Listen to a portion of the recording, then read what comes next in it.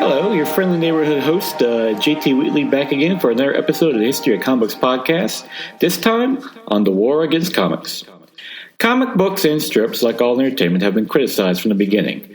Accused of corrupting youth and adults alike, it seems like every medium in entertainment goes through a period of being the source of all that is evil in the world, whatever it be, whether movies, TV, or most recently video games.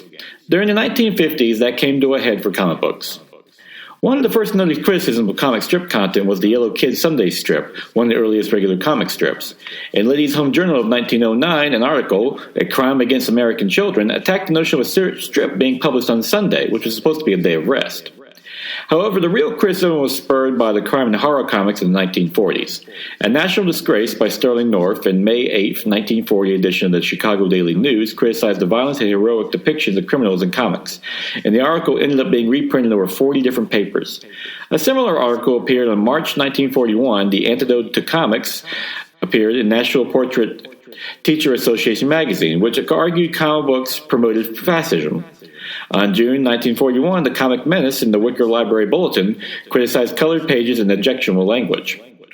To counter this criticism, Dr. Orletta Bender, a child psychologist at New York Bellevue Hospital, where she was the senior head of Child Psychiatric Division, a position she held from 1934 to 1955.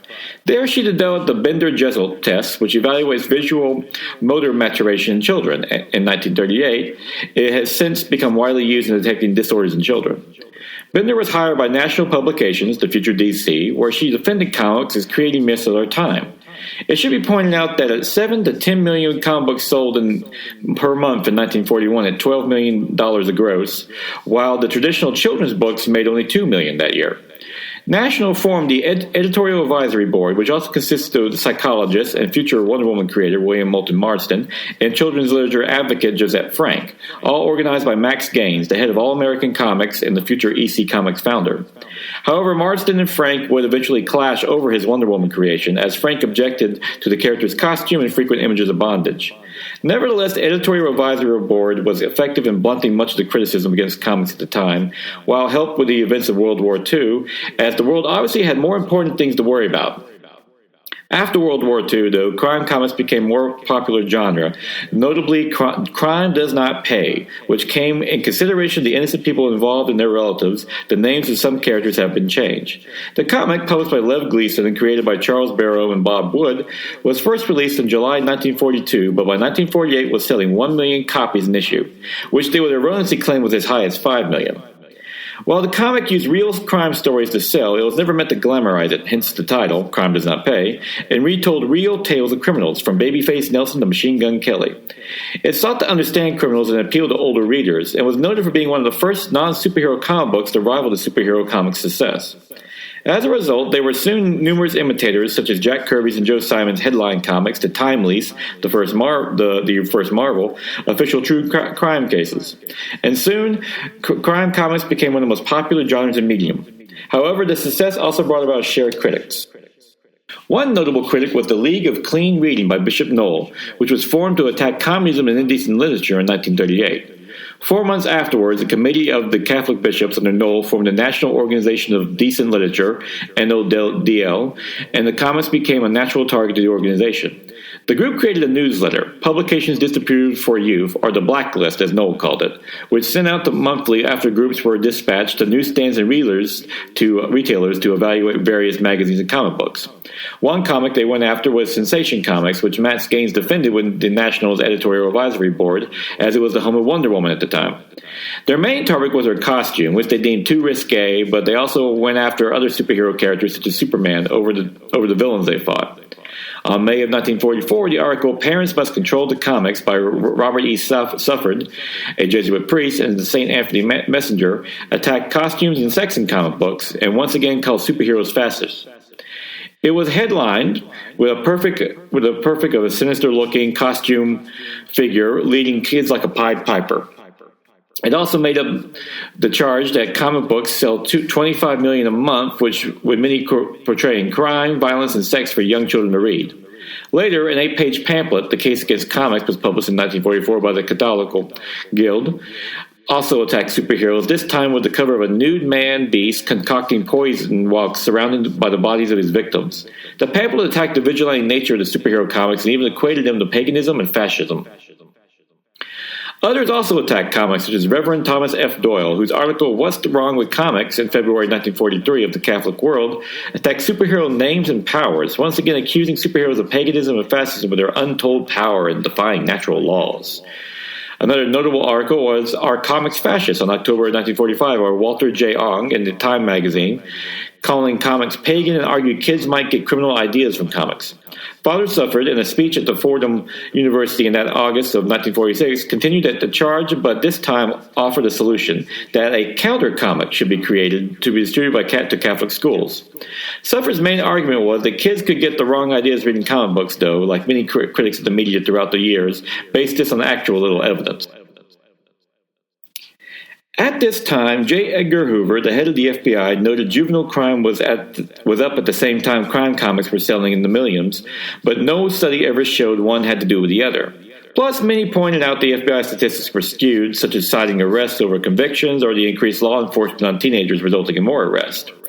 The Children's Bureau of the Department of Labor took exception to Hoover's claims, with the bureau chief, Catherine Lindroot, noting in a 1943 pamphlet, Understanding Juvenile Delinquency, that none of the statistics the media touted showed a tendency towards an increase in juvenile crime. However, like many political movements, it wasn't the big picture and actual statistics that would motivate the public, but individual cases, as those were what made the headlines. On July 5, 1947, one such example was a 14-year-old Melvin Halen Leland who shot himself in the head playing Russian roulette with a .22 pistol. His mother claimed he got the idea from a comic. 2 months later, William Becker, a 12-year-old, hung himself in Sewanee, Pennsylvania, with his mother claiming that he was an incessant comic book reader and that's where he got the idea from. A jury would later return a verdict of accidental death, but cited comic books for the blame. The New York Times read the headline, Comics Blamed in Death. And with these deaths and others, Allegheny County Coroner William D. McClellan announced a campaign to ban comics that glorify crime with the support of the police, notably Pennsylvania Chiefs of Police Association, who at a meeting in Wilkes-Barre claimed that comic books were the cause from the brutal rise of juvenile crime. A few weeks later, Chief Chris K. Kesling of Carnegie took the issue to the Fraternal Order of the Police, pressing for a resolution to condemn comic books.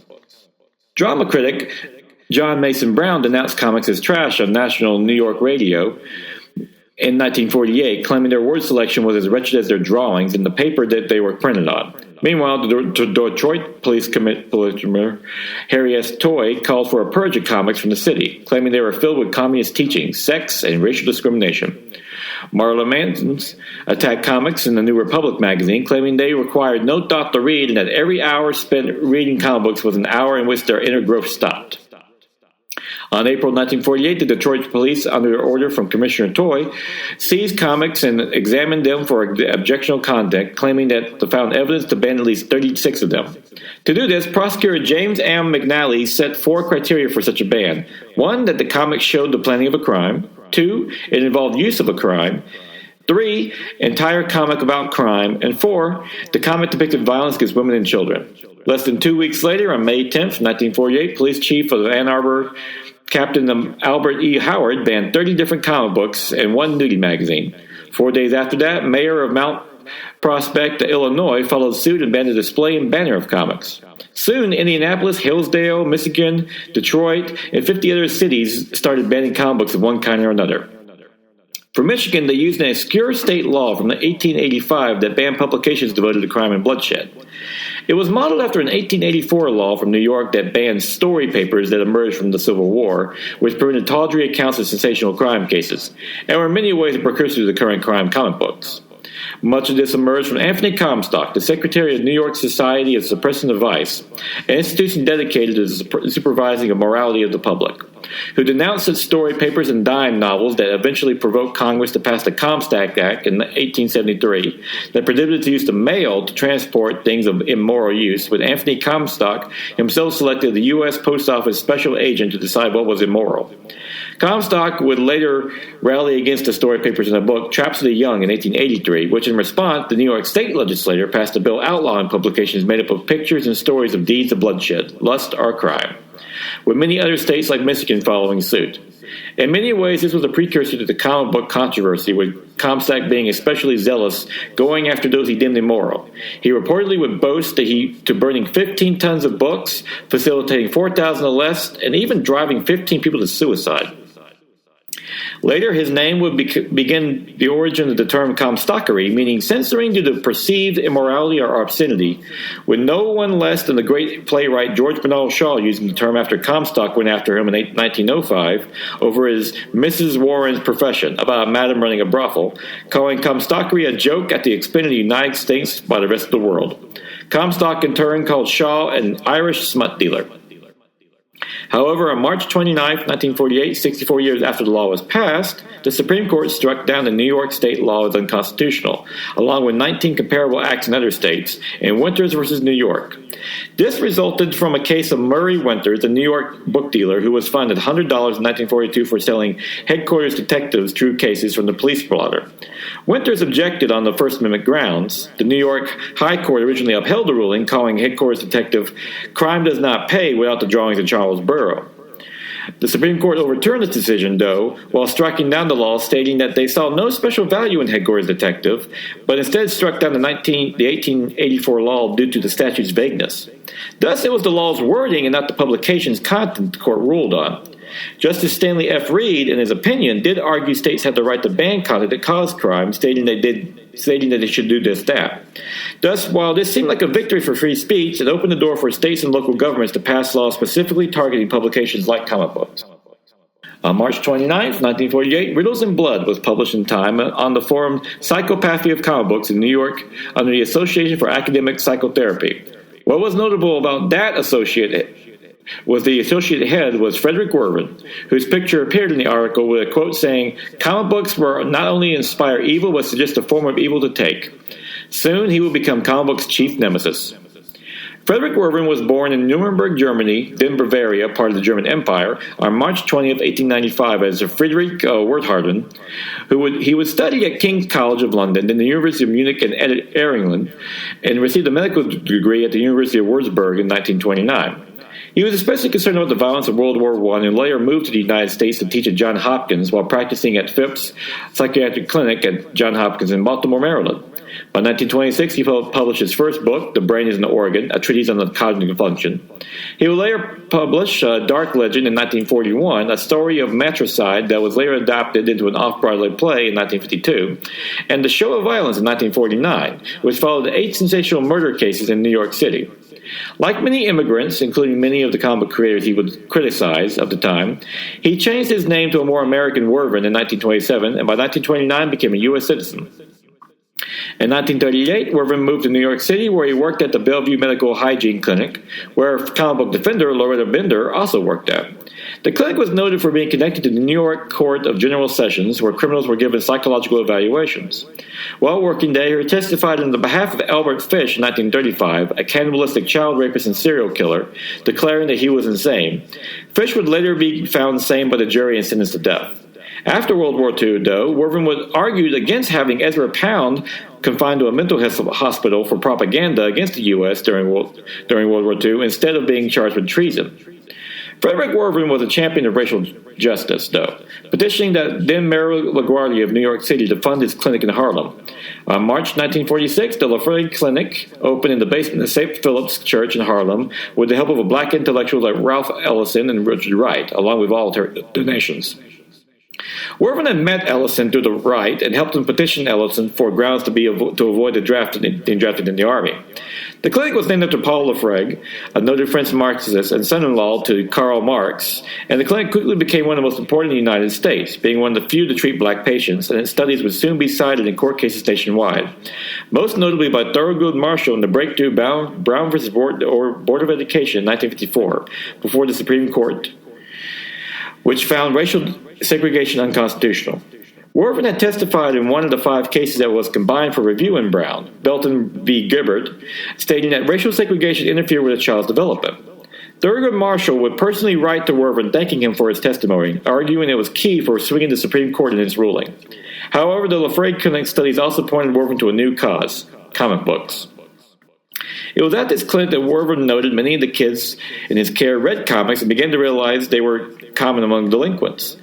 He called superheroes fascists, which enraged many of the Jewish comic book creators, more than a few who had served in World War II. Wervin conducted a study of comic books, which became the basis of his Horrors in the Nursery article. He concluded that 3,800 comic books damaged kids, but didn't show any real evidence in his study. Only that juvenile delinquents read comic books, like most kids did at that age. Notably, Wervin avoided the topic of race in his study, and most of the children that he observed were black at the Lefebvre Clinic. Soon, Wervin made comics out of political subject in the New York Daily News, but few noticed, at least not yet. After a symposium, Psychopathy of Comics, Wervin published an article in the Saturday Review reprinting an infamous illustration by Jack Cole, best known as the creator of Plastic Man today, of a woman having her eye pierced by a needle from the comic book Crime Does Not Pay in 1943. Wervin told the American Prison Association that comic books were a correspondence course in crime, and he even condemned Superman as promoting physical force and felt they needed to be legislated out of the mainstream. Despite this criticism, comic books were still highly successful, and by June of 1948, 80 to 100 million comic books were sold a month. This success was still brought unwanted attention, as Milwaukee and Los Angeles set up committees to control comics. On July 21st, Chicago set up a censorship board, though was challenged by the Chicago Tribune paper and editorial. In Rochester, New York, the district attorney negotiated a ban of comics like the one in Minneapolis and Detroit, with Bellingham, Wisconsin, following suit. Sacramento, California also commissioned a study at the Bell College on the effects of comic books had on juvenile crime. On September 1948, the Congress of Corrections had an annual meeting in Boston, Massachusetts, where Frederick Wervin was the speaker, and he called for the banning of comic books. It was during this time that the House of Un-American Activities was investigating Liv Gleason, publisher of Crime Does Not Pay, who had also published a short-lived leftist variant to Reader's Digest called Reader's Scope.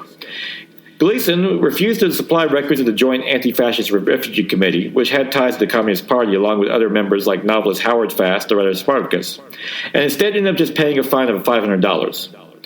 On September 23, 1948, Los Angeles banned the sale of crime comic books to minors, making an misdemeanor to do so with a punishment of $500 fine and 6 months in jail. The American Municipal Association reported 50 cities following suit with similar bans. L.A. County Supervisor Roach also planned to call on a statewide ban on the sale of crime comic books in 1949. This was spurred on by further stories, such as boy shoots brother to death in a fight over comic book, as reported by the Associated Press. In this story, a 10-year-old George Nell of Clifton Falls shot his 6-year-old brother Samuel, who haven't read a comic, with a shotgun. There was never a mention what kind of comic book it was, though. On June 2, 1948, in Johnstown, Pennsylvania, a 14-year-old boy hung himself from a steam pipe. Below him was a Western comic with a bandit hung from a tree. In New Albany, Indiana, 3 boys, 7, 8, and 9, used a butcher knife to prod another 7-year-old boy into the woods where he was stripped naked and tied to a tree. They then tried to hang him, but instead just burnt him with matches. The New York Times read the headline, "Comic Book Inspires Boys to Torture Pal," but reportedly they never said they were imitating a comic book. On August 1948, 4 young men held up a cab before a thrill ride. When they brought to the court, Judge David McKean asked if they read comic books. However, not all the kids were just reading comic books, as some were also reading the criticism against them. One example was David P. Swagransky, a 14-year-old sophomore at Calhoun Coolidge Senior High School in Washington, D.C., who read Frederick Wervin's The Comics, very funny, article in May 1948, in the Saturday Review of Literature, and chose to write a response. It ran on July 24th, arguing that kids should be allowed to explore literature just as much as adults, saying it was necessary so they can actually grow into adults. However, many dismissed his letter, claiming his writing was too smart for a kid, or at the very least, Swagransky was far too intelligent to be a typical comic reader. It wasn't long before kids were joining in on the backlash against comic books, though. David Mace, an 8th grader, encouraged by his teacher, Mabel Riddle, and the local PTA to help round up comic books in Spencer, Wisconsin. And ultimately, they collected 2,000 of them, and on October 26, 1948, burnt them at a school on a public display. However, this in turn caused a public backlash against this anti-comic book movement, as it invoked the book burnings that the Nazis committed from just a few years ago. This happened before, though, as Wisconsin Rapids, Wisconsin did the same in 1945 and St. Gall's, Chicago in 1947. After the event in Spencer, it spread even further, with John Farrell, a student at St. Patrick's in Binghamton, sought to pressure retailers to stop selling comic books with a book burning on December 10th. while the Bishop of Albany, Edmund F. Gablins, called for a boycott of comic book sellers. In response to these bad headlines and laws being passed, comic book publishers formed the Association of Comic Magazine Publishers, calling for minimum standards in content. It was formed on May of 1947 and publicly announced on July 1st, 1948, with Phil Keenan of Hillman Public Periodicals as the first president, along with Liv Glisson Publications and EC Comics being among the founding members. The ACMP sought to restrict depictions of sex, crime, sadistic torture, vulgar language, divorce, and bigotry, creating its publisher's code, modeled after the Hays Code that restricted movie content. Titles that received approval would have authorized ACMP and conform to the Comics Code on the cover. The ACMP also hired Henry E. Schultz, a Manhattan attorney, to represent him. He was represented in the December 1948 issue of Newsweek, where he defended comic books but gained little notice. It didn't help that the ACMP was never taken seriously by any of the publishers, as Bill Gaines ignored it outright when it came to EC Comics' horror line. Despite this new front by the comic book industry, it didn't stop local governments and organizations from acting. In 1948, the National PTA released a tutorial on how to regulate comics, along with the National Municipal Law Enforcement Officers Society. The U.S. Conference of Mayors also published a 10-page memo, Municipal Control of Objectionable Comic Books, and American City reported that comic book control can be a success. New Orleans even commissioned a study and decided on February 2, 1949 to ban only certain titles. On May 1949, Cleveland voted to ban certain books with a $50 to a $500 fine and up to 6 months in jail. Soon these new laws were being put into effect. On April 23, 1949, William D. Dickey, a proprietor of a drugstore in Florence Avenue in Walnut Park, was charged with selling crime does not pay to a teenager in Los Angeles. And such prosecutions quickly spread throughout the country, where more cities, from Baltimore to St. Louis, were starting to introduce similar bans. Nevertheless, a few voices of youthful dissent continued to crack through, even if they were ultimately ineffective. On June 4, 1949, the New York Times reported 700 students see Hobbit comics at a youth forum, with Jane Alexander calling them escapist entertainment, while others mentioned the First Amendment, with one, Merton Rothman, calling comic books being bans and abuse of the free press. Earlier that year, a group of high school students wrote a letter to Syracuse Herald-American on February 23, 1949, criticizing the ban of comic books. However, other young people were on the other side of the debate. On January 6, 1949, a group of Cub Scouts, led by Scoutmaster Louis Cook, and along with the encouragement of the mayor, led a comic burning in Rumson, New Jersey. However, the national office of the Cub Scouts refused to endorse burning the comics, so they were donated to the Salvation Army instead. A few weeks later, the Girl Scout leader, Mrs. Thomas Mullen in Cape Girardeau, Massachusetts, also arranged a comic book burning with Senior Scout Troop 29, which also had a mock trial at St. Mary's High School under a script by Reverend Theon Scion. 14-year-old Donald Hessner played Superman, despite having never read the comic. Upon the conclusion of the trial, a giant bonfire was held by burning the comics, while they recited a pledge to neither read nor purchase objectionable publications and to stay away from the retail establishments where they were sold. Husserl would later state he never gave much thought to comic books before the event, but during, he wasn't quite right about what was happening, and he never thought the same about his teachers the same way again. Husserl also noted that while most of the comic books were burned, the Jungle Books, which featured women scantily clad in bikinis, swinging from vines in the jungle, were saved by more than a few of the boy participants, who had them hidden in the male bathroom. By March 1949, 14 states had laws pending to regulate comic books, most notably in New York, the home base of much of the comic book industry.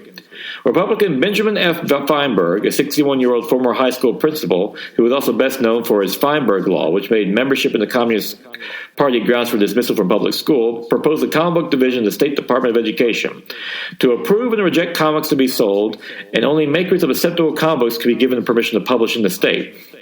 On February 23rd of the next year, the bill passed the Senate, though the media, such as the New York Times and The Nation, protested on First Amendment issues, saying that if comic books could be controlled in such a way, it wouldn't be long until books and newspapers were followed as well.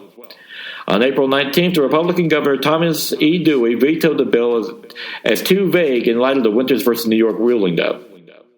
Meanwhile, December 7, 1949, the U.S. neighbors to the north, Canada, outlawed the sale of comic books with objectionable conduct punishable for up to 2 years in prison, proposed by Tory Edmund Davy Fulton.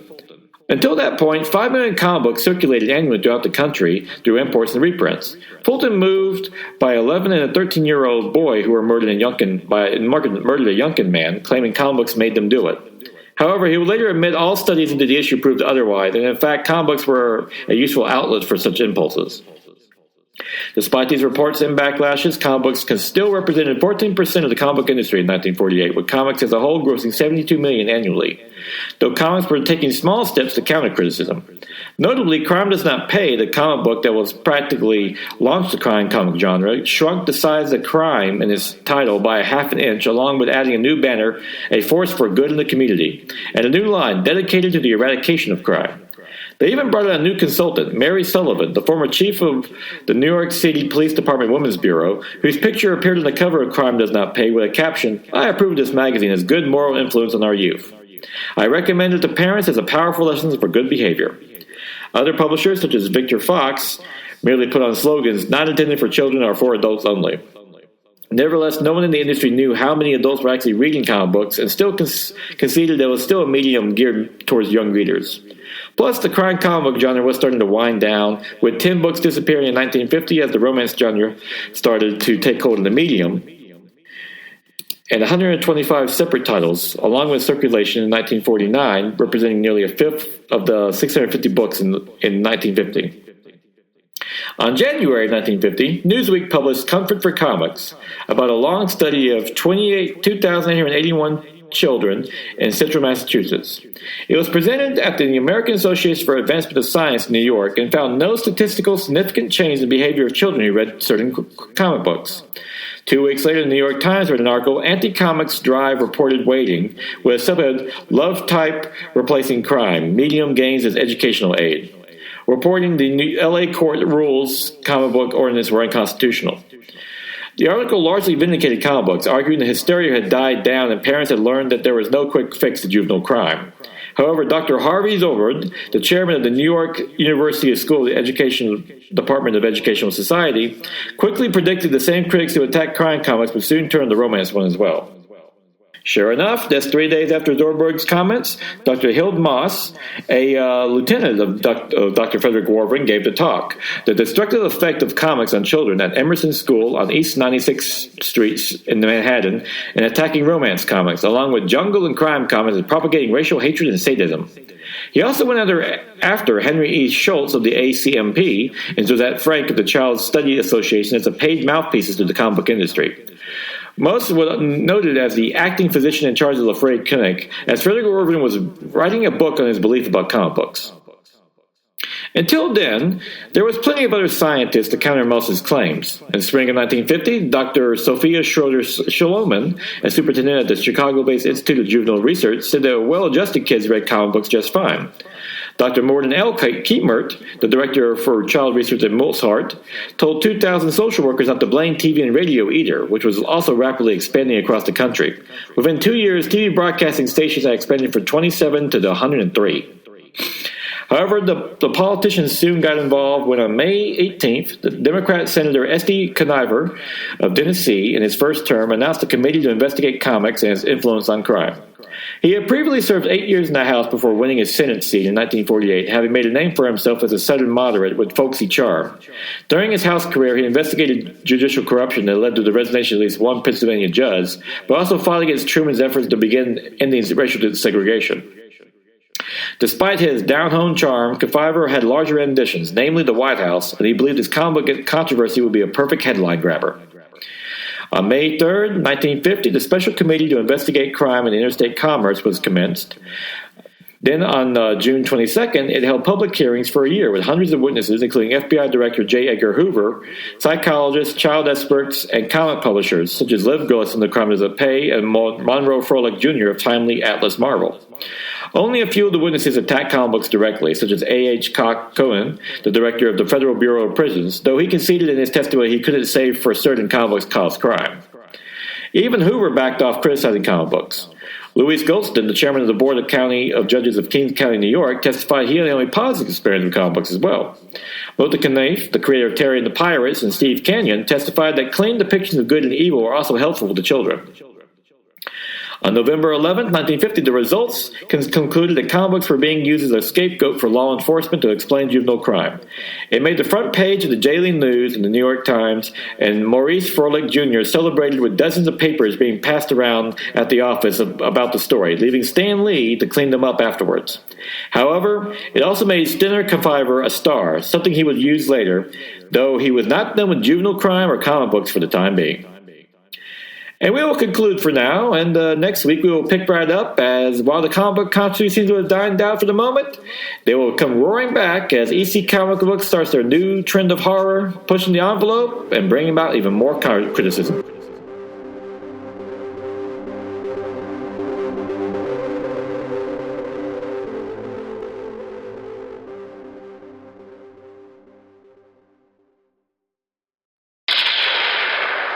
Positive than a New Day pancake.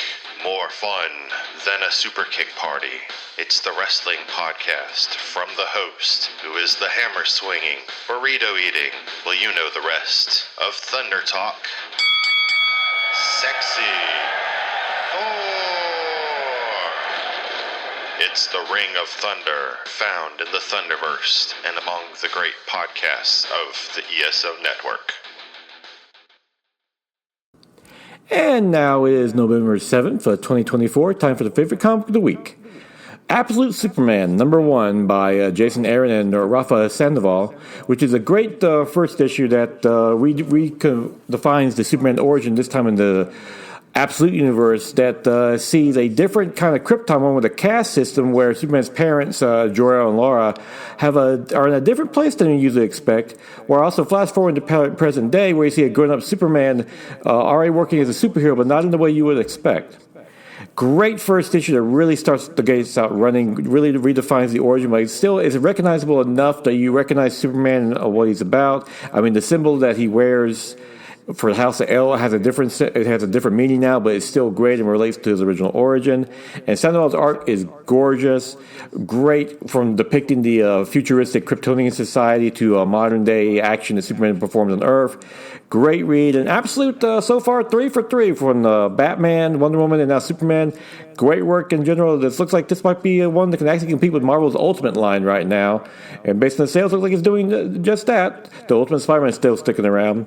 But yeah, Absolute Superman, great read. And also with that a killer cliffhanger that another classic Superman character makes their appearance. Can't wait for the next issue. And with that, we will conclude with this episode of The Archives. And I decided to bring up the War Against Comic Books post-election day because I thought it was interesting with the topic that we show where politics even interfere with comic books. And I know with post-election day, some people didn't like the results, some people love the results. It's up and down. But just remember, if there's one thing that can unify you, it's a good comic book. So go out to your local comic store, find some good comic books, read, enjoy, have fun. And just remember, tomorrow's another day. Go out and enjoy it.